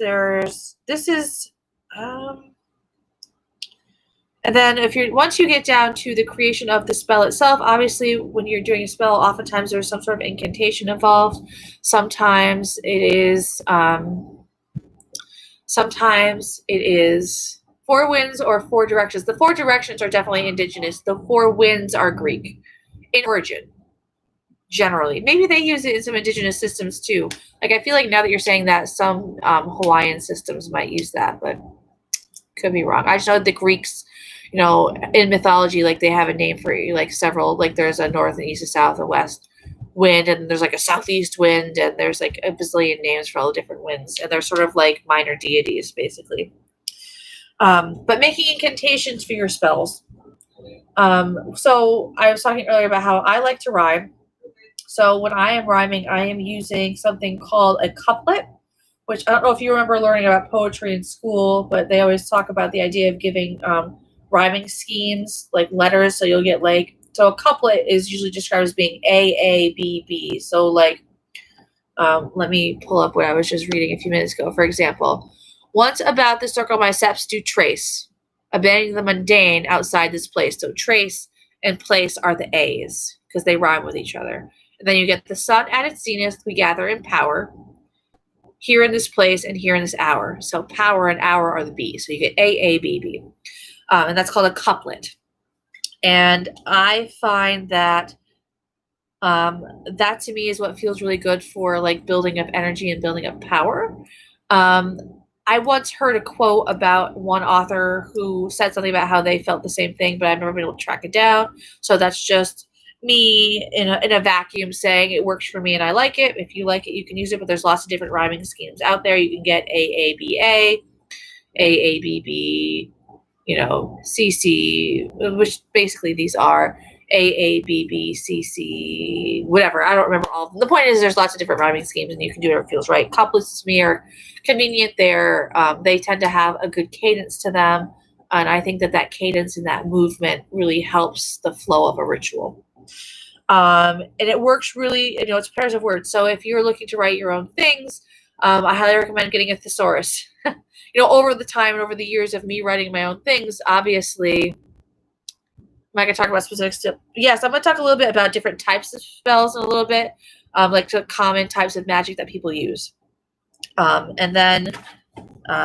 yeah, and then disposing and things like that. But we will talk about, and if you have specific questions at the end, like I want to make a spell for this, how would you do that? We can talk about that. Usually at the end, I do a little exercise where I ask people, I'll give you like an intention, and you can tell me like how you would make that spell, and we'll kind of back and forth and think, kind of come up with ideas to see, basically testing, the knowledge you acquired today and see if you can come up with a good idea, and we'll, bounce ideas off each other, to help you out. It'll help you kind of get you thinking about it in that way.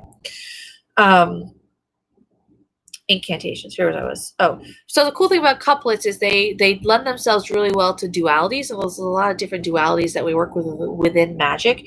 God, goddess, below and above, dark night, day, night, which conveniently rhymes in and of themselves.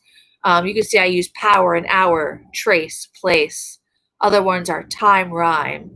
I also am here rhyming cast and next, which there's a little bit of poetic license there. Love and above, three and sealed, or be. You can see those are all words that I find are used a lot. Thank you, sounds good. Magic Workshop Live. I tried spell once with dirt for losing weight. Sure, we'll talk about it more after, but there's lots of things that could work, I'm sure. But as a general guideline, like if you are creating a circle casting, 4 to 6 couplets, so 4 to 6 pairs of lines are usually ideal to be both descriptive and concise. If you go any shorter than that, it can kind of seem, this says 2 to 3 or 4 to 6, no more than 6. So somewhere between 2 and 6. If you get too long, then it gets wordy and your rituals and your spells last forever and they just drag on. If you go too short, it feels like it's almost like you're cutting your feet off before you get the chance to get the magic going. So that little bit of getting a little bit of steam with your words can help with the building of energy also. The cadence of your words, and the cadence of your words can also be part of your magic too. If you are, just for example, writing a spell to bring rain, using a lot of very short words that kind of sound like rain, sound like drops of water, can help too. And the cadence of your voice and the way you read it can also be a way to create magic with your words too. Or even talking about using different numbers of syllables towards your intention, which is a whole other level of number magic. But just some different ideas. To me, words and rhyming. Words are important. What's the saying that says, thoughts creates words and words create actions and actions create behaviors. So the on that chain of things, the thought is your intention, and then your words are creating an action. So using the right words is important, both as a psychological trigger and both to me as part of the raising energy process. So, and then of course at the end of a spell or ritual, you want to release whatever entities you've pulled in. Whether it be gods and goddesses or, elementals or what have you. And then you're going to take down your circle, which is usually just a matter of how I do mine. Usually I do not do those 3 times around, but just once around.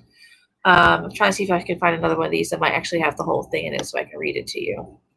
Go away, go pink. No.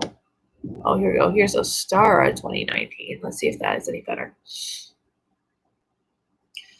Thankfully, I have a lot of these on my Google Drive because for a while I did not really have Microsoft Word. Come on. Come on, stop that. To the end. To the end. Getting there. Almost. Almost. Farewell to the quarters. Come on. One more. Keep going. It's loading at the same time. So here we go. This circle was once a place beyond time, beyond words, and beyond rhyme.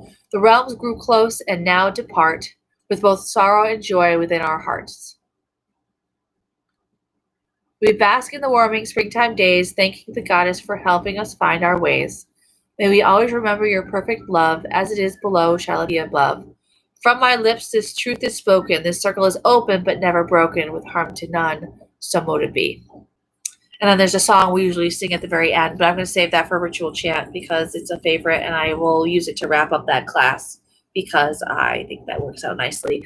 Kind of what I think I want to do in that class is I definitely want to talk about it, and I want to basically, I've had this idea in my head for a while to basically create a ritual that is entirely in chant. So, nice, gotta tell you, hubby, X Gemini strong speech. Oh, you're talking about my words. Thank you. Yes, the Gemini is strong with this one. What was I saying? Oh, so I think at the end of that class, we will do a little mini ritual entirely in song. Whether you join me or not is up to you, but I kind of want to talk about the history of chanting as a ritual tool. Then I will teach you some of the chants that I'll use in the ritual, and then we'll do the little ritual at the end. At least I think that's how it's going to go. The truth is that I haven't completely written that class yet, so it's still a little bit fluid, but I think that's how I want to do it. So we'll be doing a whole thing. Troublemaker, big speaker, quick, big attitude, ways. Him, maybe. All right, so now that we've gone through how you do, what kind of class, I've talked about the ritual class, the ritual chant class, that I want to do a miniature ritual in the end that's entirely in chant, just to kind of give you an idea of how you can use chant in that function, in that way. So now I want to talk about spell timing. So spell timing, the most common, there are different ways that people do that. I believe in your handout, you have the moon phases for spell timing. There's a couple pages that you don't have because in this handout, they are actually copies from a specific book. But I can tell you that if you have my weekly spell planner and my solar spell planner, you already have this information. So you don't really need it on here. Bonus points. And actually, I think mine has even more information than this does, so don't worry about it. It's a shame I don't have that handy, but I will go through it a little bit. So talk about moon phases for spell work. The new moon, which we know is tonight. Hopefully I'll get to do something for it tomorrow because I haven't yet.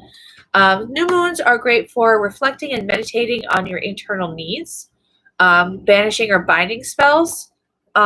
Just as a generalization, I find that the new moon is a great time for releasing the things that no longer serve you to make room for your new things. I think the new moon is also, I have an 11/14 version of that moon one too. Just so you know, it's bigger. It's the only one that's actually 11/14 right now because I don't have access to my printer with all the crazy stuff happening out there. Where was I? New moon. Oh, I know. I didn't. Is it separate in here? I put them together in here. A quick note about moons. I find that there's two different types of things that are happening right now. Talking about outside. There's a dark moon and a new moon. A lot of people mix them up. To me, the dark moon is the night when there's literally the time when there's no moon in the sky at all. The new moon is when there's that first teeny tiny little sliver of moon that's just the beginning of the waxing moon.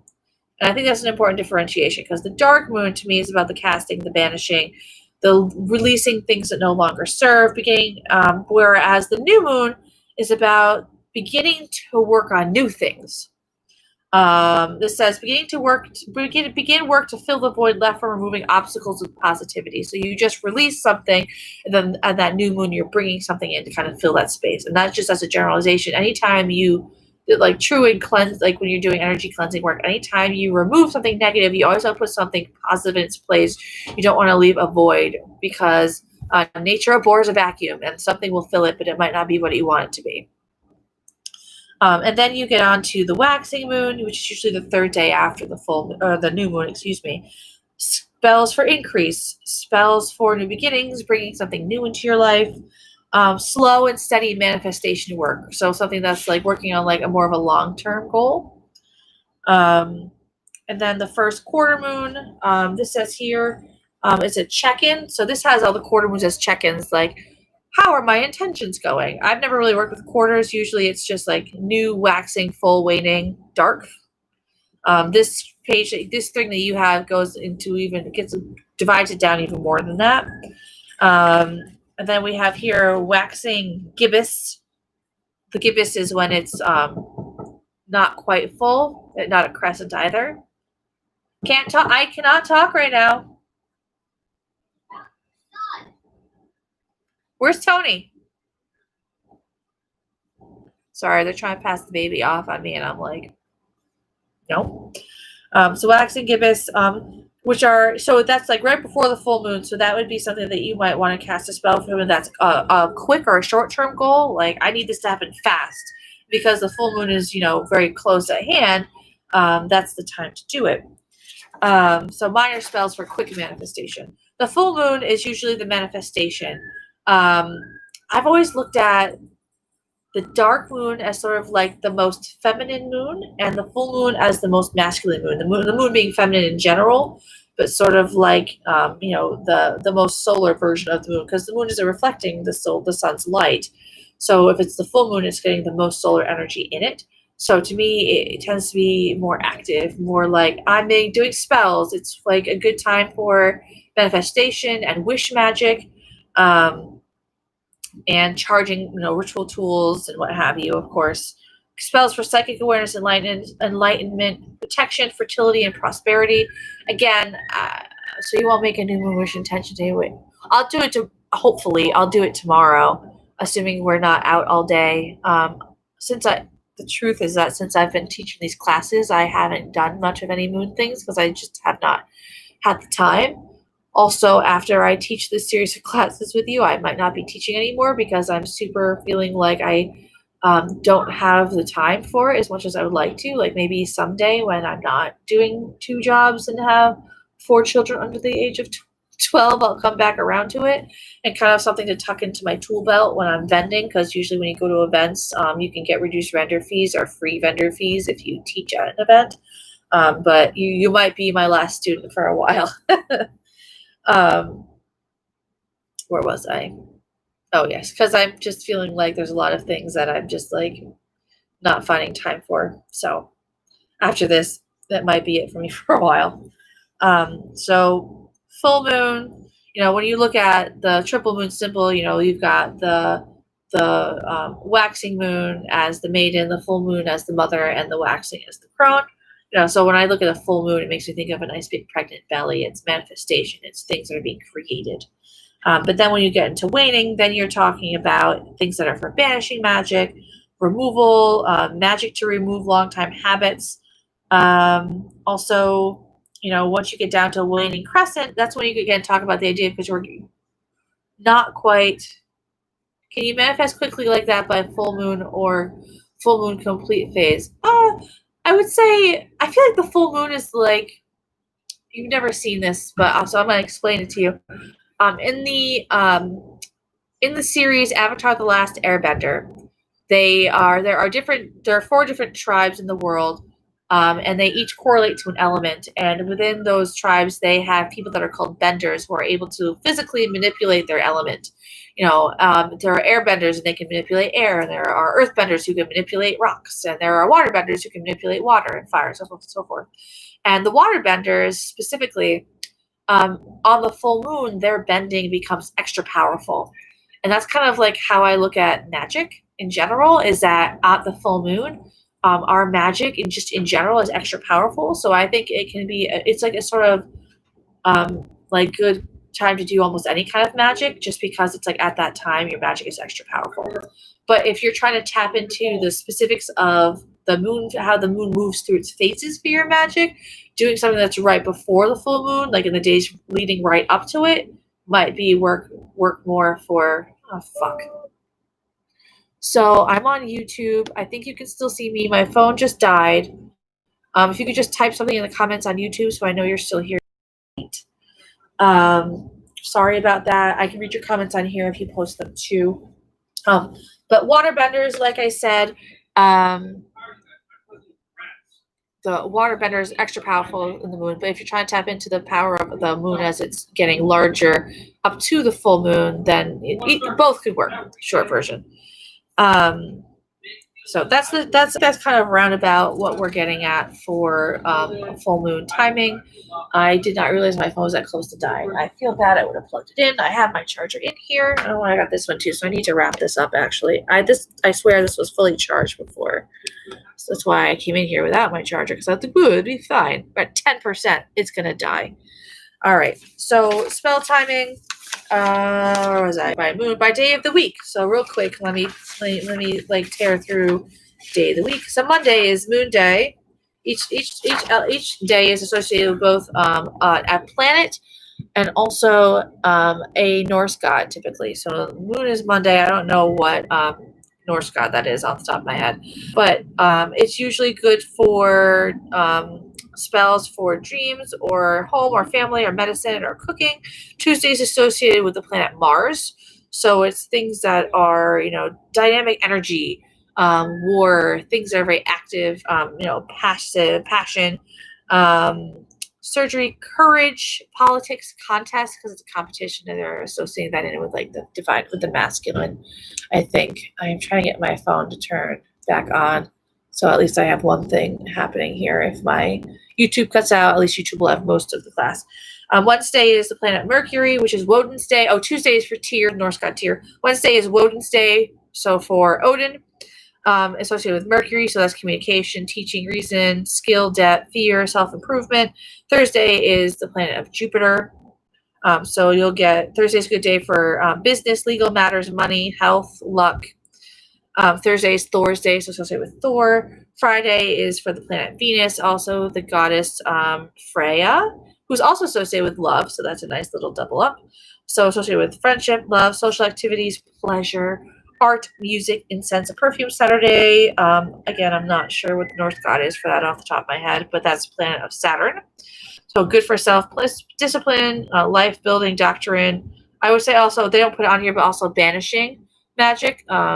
Absolutely too, banishing and binding. Sunday, associated with the sun. Sounds like Sunday, doesn't it? Associated with hope, fortune, money, power, healing, strength, and spirituality. And then also I have on here times of day. And you can kind of parallel this with like moon stuff. I just realized I still haven't gotten this back up again. I'm still talking. Spellcraft. Joy.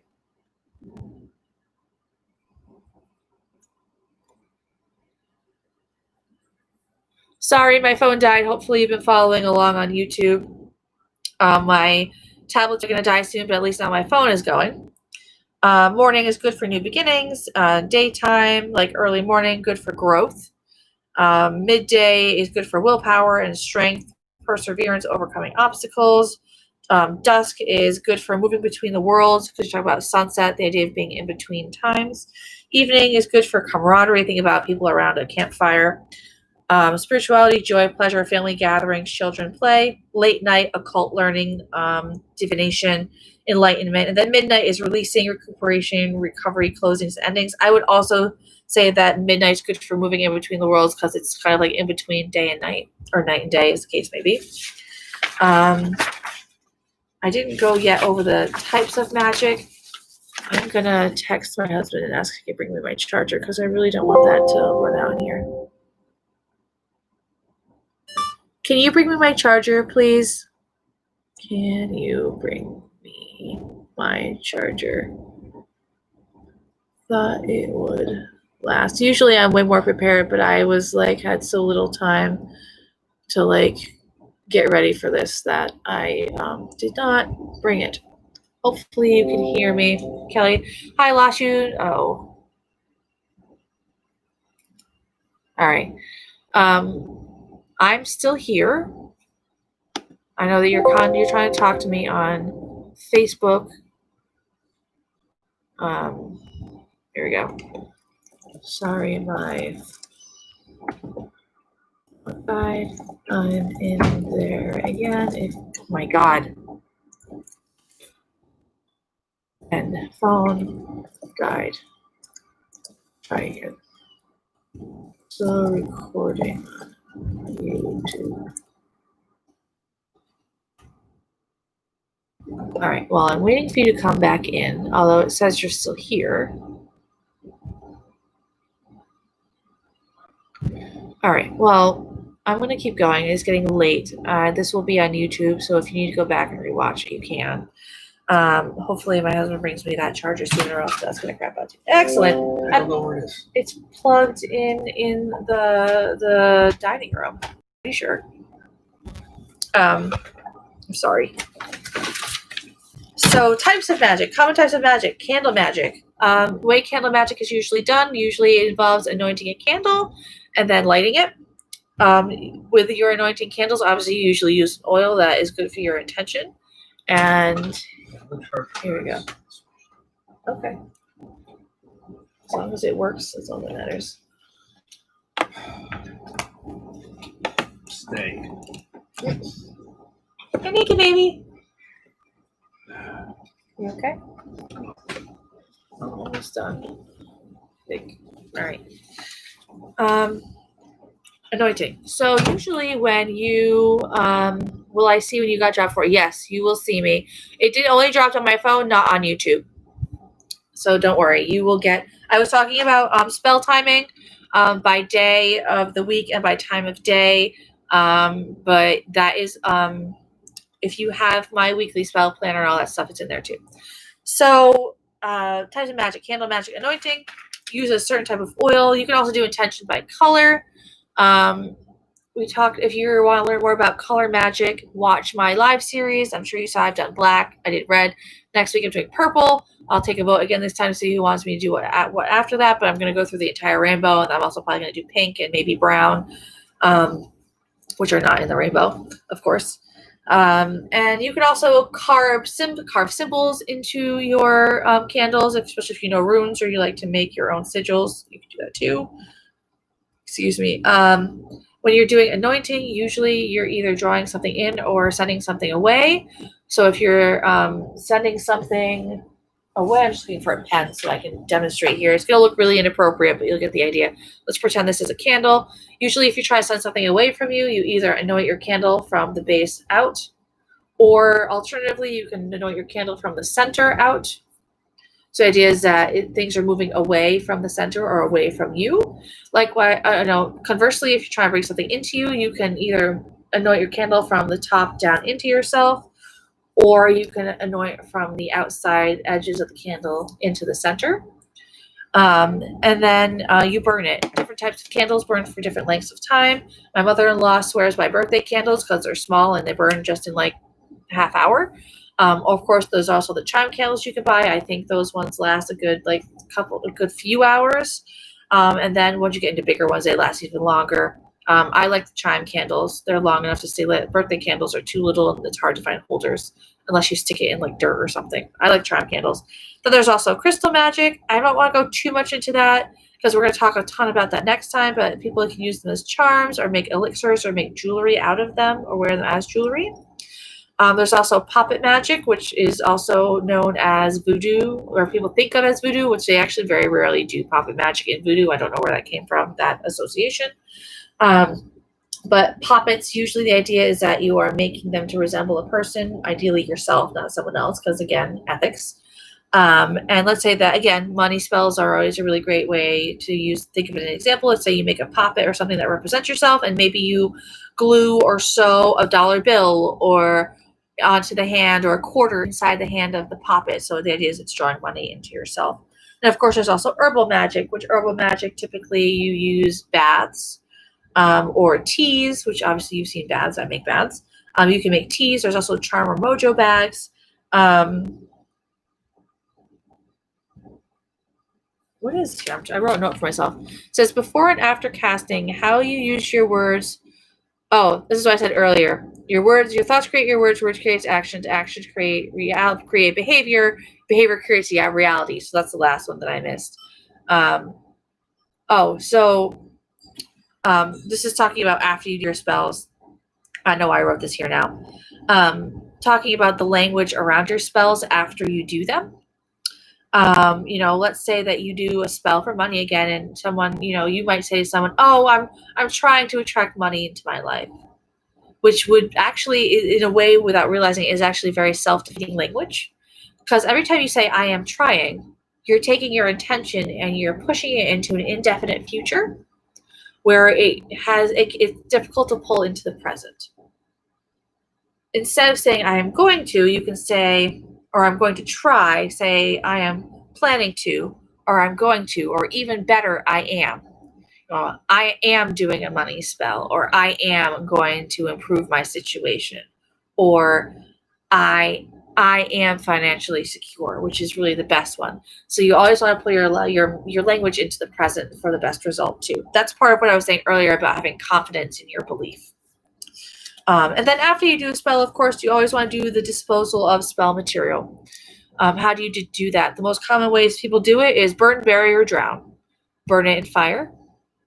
Bury it in the earth.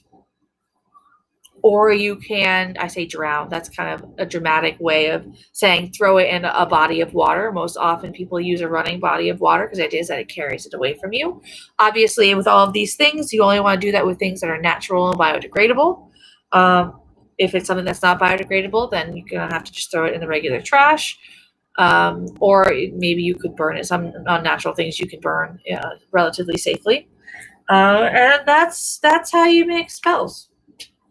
I also have a note here about the catch-all safety phrase and harm it none when you're doing the phrasing in your spell work. It's always a good idea to add that at the end of your incantations. And harm it none. It's sort of like a safety clause that says, hey, I really want this thing, but if it's going to screw things up royally for me or someone else, just pretend I didn't say anything. And harm it none. So would it be. If it hurts no one, let it be. If it hurts someone, then never mind. And, it is what it is. Which not everybody uses that. That said, some people will exclude that because they're like, you know what?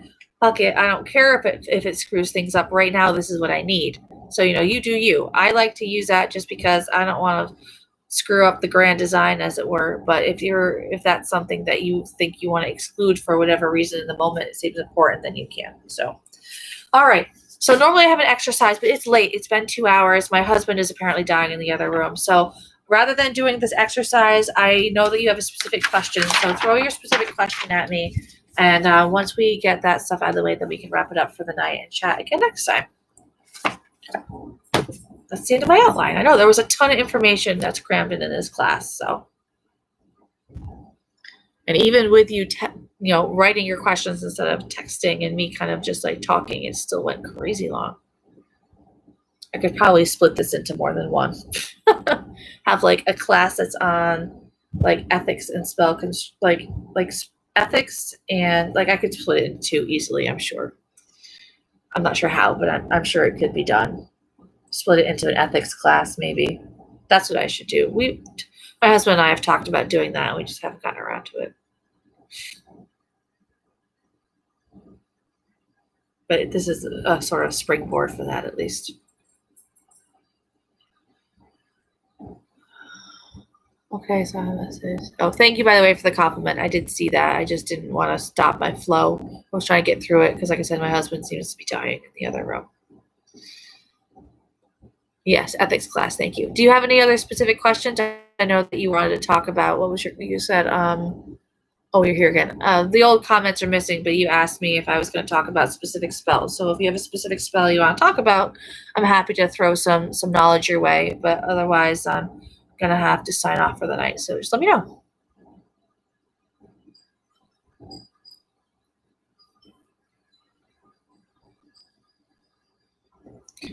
think I'm actually going to stop the YouTube live stream because I don't want too much dead air on here. Yes, ethics class missed.